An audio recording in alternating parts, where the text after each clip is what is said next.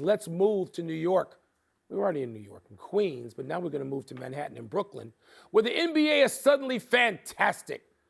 The Nets have won 6 straight and host the depleted Warriors tonight. And the Knicks go for their 9th win in a row tonight at home in the Garden against the Raptors. Tone, which of these New York teams has earned your belief, one, both, or neither? I will get to that question in a second, but I want to be clear here as a native New Yorker. Yeah. That the Brooklyn Nets could win 82 games in a row and they would not matter.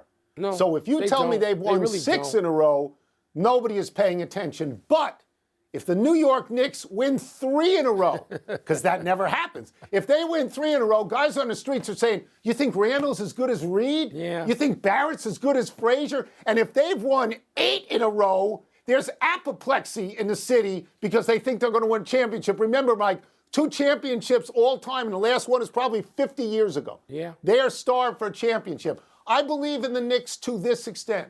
They're a better team now than they've been in a while. They should be a playoff team, which for them is an accomplishment.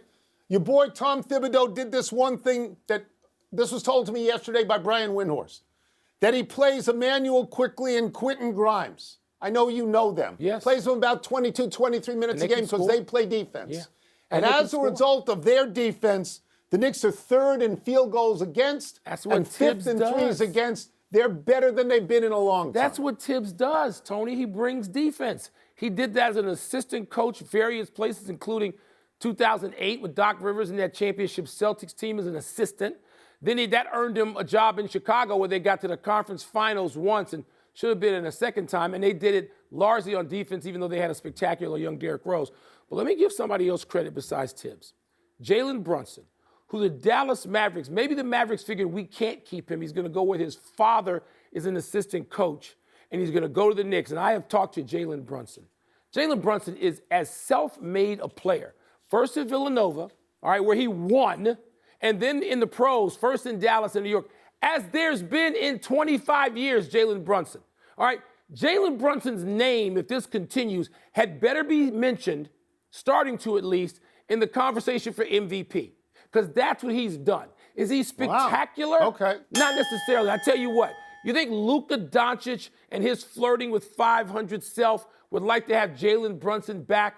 Because Jalen Brunson is amazing. He's what your point guard to be. Smart, organized, tough, protects the ball, makes the big plays, makes all those guys you mentioned, Grimes, Barrett, Randall, quickly, makes them better.